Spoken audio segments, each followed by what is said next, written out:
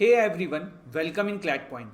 आज का सेशन हम शुरू करें उससे पहले कुछ अपडेट्स हैं। अपडेट्स ये हैं कि कल से हम पूरी कोशिश करेंगे कि द हिंदू जो है वो आप लोगों का 9 बजे से पहले मिल जाए। बट यहाँ पे मैं फिर से बोल रहा हूँ कोशिश। देखिए, ऐसा नहीं है कि हिंदू में पहले नहीं डालना चाहता हूँ। प्रॉब्लम क्या होती है ना, द हिंदू को पढ़ने में ही 2 से ढाई घंटे लग जाते हैं, क्योंकि सिर्फ खुद के लिए पढ़ना हो तब तो कोई दिक्कत नहीं है, मैं न्यूज़पेपर उठा के पढ़ा दूँ। पर मेरा एक इस पे एस्पेक्ट रहता है कि पीपीटी बना के आपके लिए मेहनत करना, जिससे कि आप लोगों के लिए काम आसान हो जाए। तो इसलिए थोड़ा सा समय ज़्यादा लगता है। But I will definitely try कि अगर मैं अभी 7 बजे उठ रहा हूँ तो मैं 5 साढ़े 5 बजे उठ के फिर ऑफिस जाऊँ और फिर आप लोगों के लिए करूँ। I will try.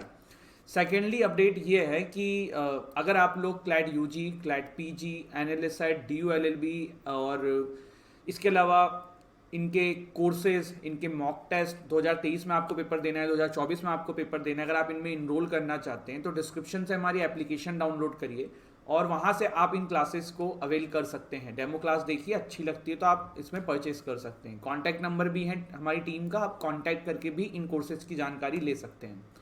आगे बढ़ते हैं उससे पहले अगर वीडियो अच्छी लगे तो वीडियो को लाइक कर देना, चैनल अच्छा लगता है तो शेयर कर दिया करो, सब्सक्राइब कर लिया करो। और आज कुछ नया स्टाइल ट्राई किया है क्लास लेने के लिए, लेट्स सी कैसा ये जाता है। चलिए फिर शुरुआत करते हैं, बढ़ते हैं आगे।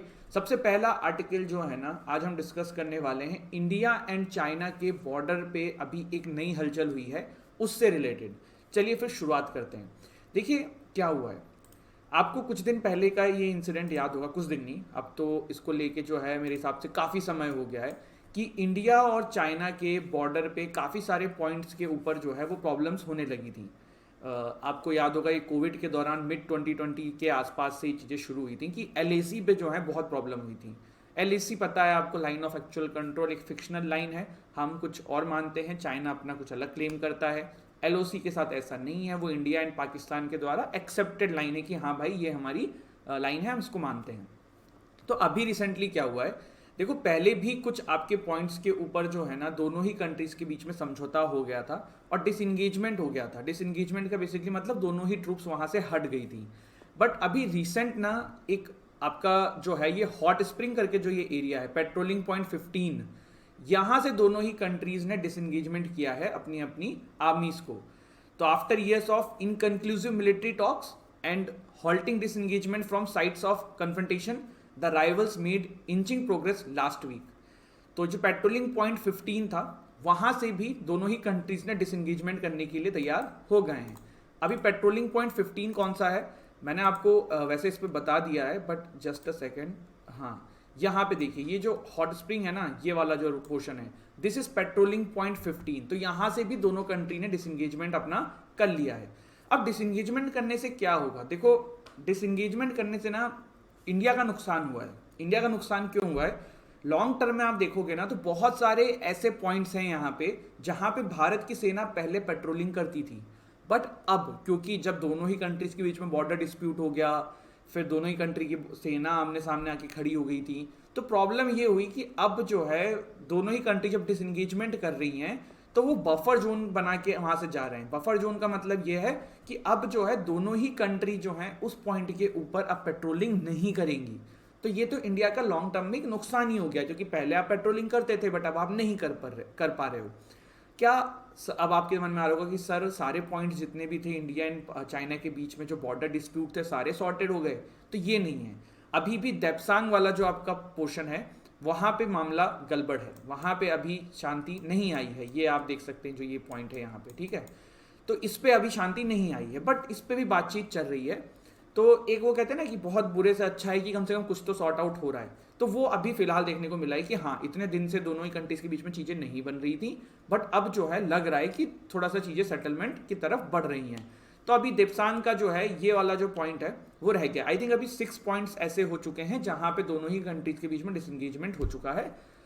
एक या देप्सांग वाला ही पॉइंट रह गया है। अभी इस पे मुझे कितने पॉइंट्स है नंबर ये अभी कंफर्म याद नहीं आ रहा है। आप लोग करिएगा सर्च, अदरवाइज नेक्स्ट सेशन में मैं आपको बताऊंगा, ठीक है।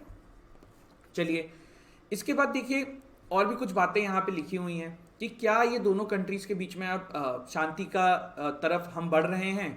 तो देखिए इस पे भी डाउट है। डाउट क्यों है, हम इस पे भी आते हैं। डाउट इस पे इसलिए है कि देखिए दोनों ही कंट्रीज ने पिछले कुछ समय में जब से ये बॉर्डर डिस्प्यूट स्टार्ट हुआ था, अपने अपने पोर्शंस में इंफ्रास्ट्रक्चर को मैसिव लेवल पर डेवलप किया है। अगर चाइना ने 10% किया है तो इंडिया ने भी 7-8% कर दिया है। अब इससे क्या होगा ना, कल को फ्यूचर में अगर दोनों ही कंट्रीज में कोई भी तनाव आता है तो वॉर लाइक सिचुएशन जो है वो कभी भी क्रिएट हो सकती है। आप एक और एग्जांपल ले लो, जैसे कि अरुणाचल प्रदेश है, China still claims Arunachal Pradesh, but हम थोड़ो दे देंगे। तो ये पॉइंट तो रिमेनिंग है, ये तो अभी भी क्वेश्चन का विषय है, ये तो अभी भी टेंशन का एक वार्तालाप है। अब चाइना का जिस दिन सरकेगा वो फिर इस मुद्दे को उठाएगा, फिर कल को इस पर कुछ भी हो सकता है। तो दोनों ही कंट्रीज ने जो है काफ़ी ज़्यादा इंफ्रास्ट्रक्चर जो है मैसिव लेवल पे डेवलप किया है बॉर्डर पे। चाइना ने ज़्यादा किया है, लेकिन इंडिया ने भी काफ़ी ज़्यादा किया है। इंडिया ने भी अपनी जो है काफ़ी सारी जो है इंफ्रास्ट्रक्चर डेवलप किया है। लेकिन देखिए राइटर जो हैं, ये टाइम्स ऑफ इंडिया का आर्टिकल था, इस आर्टिकल के अंदर ना राइटर जो हैं वो क्रिटिसाइज कर रहे हैं हमारी गवर्नमेंट को एक पॉइंट पे लेके। देखो ये अपना इंडियन ओशियन है, ठीक है। तो क्या हुआ ना कि जब से ये पूरा बॉर्डर डिस्प्यूट हुआ, तो गाइज ये जो इंडियन ओशियन का रीजन है ना, ये भारत के बहुत ही पास है और भारत यहाँ से सब तरफ से चाइना को निगरानी कर सकता था। तो राइटर का ऐसा कहना है कि instead of focusing on the border too much, India को चाइना के ऊपर इंडियन ओशियन के साइड से प्रेशर बनाना चाहिए था, जो भारत ने ये ट्रिक मिस कर दी है। पर अभी भी समय, भारत इसके ऊपर काम कर सकता है। तो ये पूरा आर्टिकल था जो हमने डिस्कस किया, हमने जाना, और काफ़ी सारी चीज़ें जो हैं हमने भी यहाँ पे समझी हैं, काफ़ी सारी चीज़ें जो हैं आपको ऑलरेडी पहले से पता हैं। अभी रिसेंट में क्या क्या चीज़ें हो रही थी वो हमने यहाँ पे थोड़ा सा एडप्ट किया है, ठीक है। अब कुछ इसमें और लास्ट के जो कंक्लूजन है वो ये निकलता है कि अभी जो रिसेंटली डिसएंगेजमेंट हुआ है इंडिया एंड चाइना के बीच में, इंडिया को इसके वजह से कंफर्ट जोन में नहीं जाना चाहिए। कंफर्ट जोन में जाने का मतलब ये है गाइस कि इंडिया को अब ये नहीं सोचना चाहिए कि चीज़ें सही हो गई हैं। चाइना देखो कभी भी उत्पात मचा सकता है। मॉडर्नाइजेशन हमने रोकना नहीं है। जैसे हम बॉर्डर पे इंफ्रास्ट्रक्चर डेवलप कर रहे हैं, हम इक्विपमेंट्स खरीद रहे हैं, हम बाहर से सामान खरीद रहे हैं, हम मिलिट्री के सामान खरीद रहे हैं, तो वो हमें रोकना नहीं है। क्योंकि रशिया यूक्रेन जो है ना एक खास एग्जाम्पल है हम लोगों के सामने कि अब जो है ना युद्ध जो है वो सेना से नहीं जीते जाते हैं, वो इक्विपमेंट से जीते जाते हैं। यूक्रेन जैसी एक छोटी सी कंट्री ने रशिया को टक्कर दी है। कैसे दी है? क्योंकि उसको हाई लेवल के जो हथियार हैं वो सप्लाई किए गए हैं यूरोपियन कंट्रीज से, यूएस से। आत्मनिर्भर भारत का जो हमारा सपना है उसके बारे में हमें सोचना चाहिए, लेकिन इसके वजह से ये नहीं करना चाहिए कि हम मॉडर्न इक्विपमेंट्स बाहर से नहीं खरीद रहे हैं। जब तक भारत धीरे धीरे डेवलप करेगा तब तक हम बाहर से भी सामान लेते रहें, उस पर नहीं रहना चाहिए। एंड लास्ट में बी रेडी। तो ये राइटर के अकॉर्डिंग कुछ कंक्लूजन्स थे। अब यहाँ पे देखिए एक आर्टिकल है, a census is not about counting ship. देखो हुआ क्या है, 2021 के अंदर सेंसस होने वाला था, 10-10 साल पे होता है। लास्ट सेंसस 2011 पे हुआ था, लेकिन 2021 वाला जो सेंसस है गाइस वो हो नहीं पाया। वो हो क्यों नहीं पाया? जैसे कि आप सभी को पता है कोविड-19 के वजह से। तो आते हैं उस पर, पहले थोड़ा सा सेंसस के बारे में जानते हैं, चीज़ें समझते हैं, फिर बढ़ते हैं 2021 वाले पे। देखो सेंसस जो है वो office of the registrar general and census commissioner के द्वारा किया जाता है, कंडक्टेड बाय द ऑफिस, इसके द्वारा। मिनिस्ट्री ऑफ होम अफेयर्स के अंदर में ये आता है। अंटिल 1951 सेंसस ऑर्गेनाइजेशन जो है वो एडहॉक बेसिस पे बनाई जाती थी, बट उसके बाद एक परमानेंट इंस्टीट्यूशंस बनाया गया। लीगल एंड कॉन्स्टिट्यूशनल बैकिंग क्या है सेंसस के लिए? तो सेंसस इज कंडक्टेड अंडर, एक चीज़ और है यार, इस पर आगे बढ़ें कि आप लोगों को मुझे ये बताइएगा कि जो हम क्लास ले रहे हैं इस तरीके से ज़्यादा बेटर है या जैसे हम पहले कर रहे थे। तो लीगल एंड कॉन्स्टिट्यूशनल बैकिंग क्या है? देखो census is conducted under census act 1948, ठीक है। Bills for act was piloted by Sardar Vallabh Bhai Patel. तो ये बिल जो है पहली बार इनके द्वारा क्रिएट किया गया था, होम मिनिस्टर ऑफ इंडिया थे उस समय वो। The population is census is under subject, sorry ये गलत हो गया है। जो सेंसस का पूरा कॉन्सेप्ट है ना वो किस में रखा हुआ है? यूनियन सब्जेक्ट में है, under article 246 of Indian constitution. Union subject होता है, स्टेट सब्जेक्ट होता है, कॉन्करेंट होता है, तो ये यूनियन में है। Serial number 69 of the 7th schedule of the constitution में इट इज लिस्टेड, ठीक है। इसके बाद जो information collected during the population census होता है, it should be confidential. Even court of law के लिए भी ये एक्सेसिबल नहीं है। अगर कोई भी बात जो भी इसमें लिखी हुई हैं या कॉन्फिडेंशियलिटी है या फिर कोई भी और जो नियम हैं सेंसस के वो फॉलो नहीं होते हैं तो the person will be punish under census act 1948, ठीक है। इसके बाद थोड़ा सा और इतिहास पे जान लेते हैं कि क्या भारत में ब्रिटिशर्स आए तभी से सेंसस स्टार्ट हुआ? तो ऐसा नहीं है। ऋग्वेद के माने तो 800 से 600 BC के दौरान भी पॉपुलेशन काउंट जो है वो मेंटेन किया जाता था। अर्थशास्त्र की माने कौटिल्य के द्वारा तो उस समय भी पॉपुलेशन का स्टैटिस्टिक्स जो है वो रखा जाता था। एन.आई. अकबरी में अकबर साहब ने भी अपने समय में अलग अलग कास्ट धर्म के नाम पे पॉपुलेशंस की गणना करी थी। तो ऐसा नहीं है कि ये अभी हो रहा है, ये पहले से भी होता आ रहा है।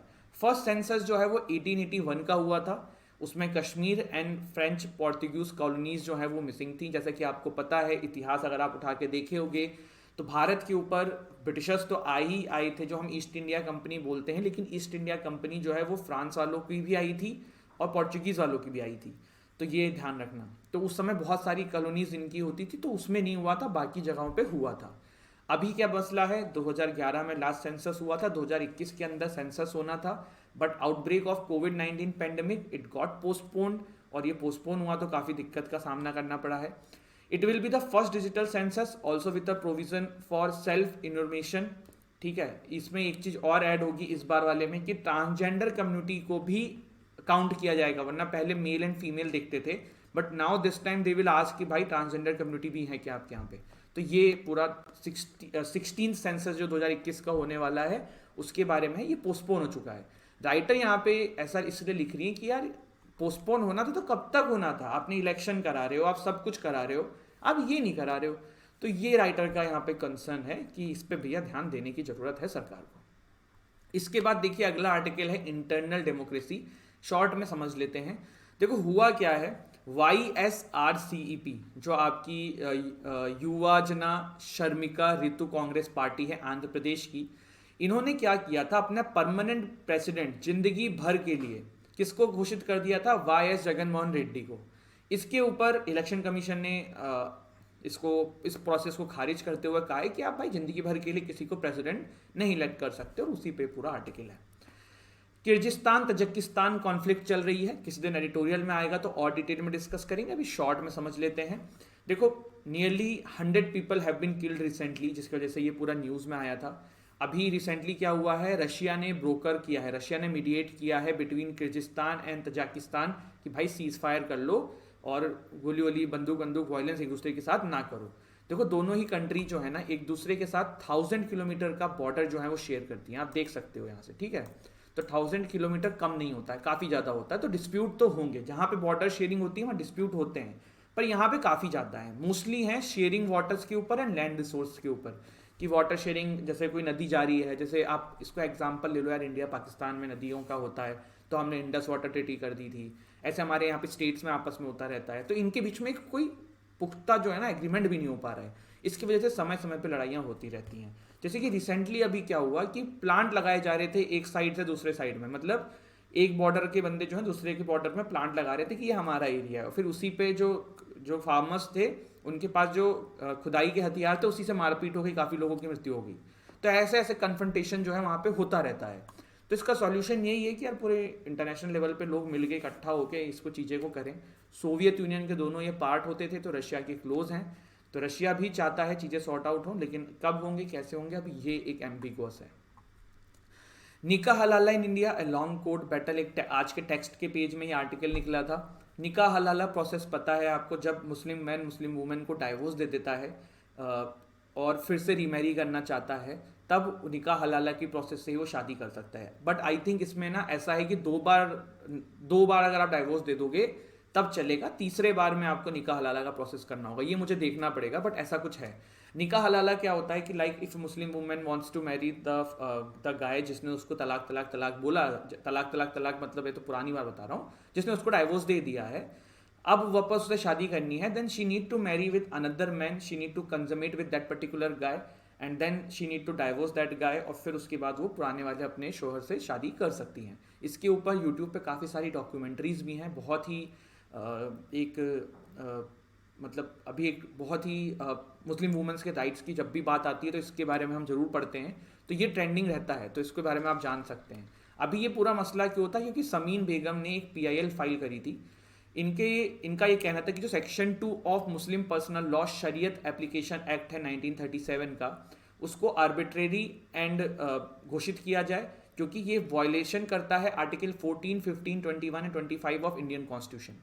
इन्होंने ये भी कहा कि निकाह हलाला कुछ नहीं है, ये रेप है अंडर IPC।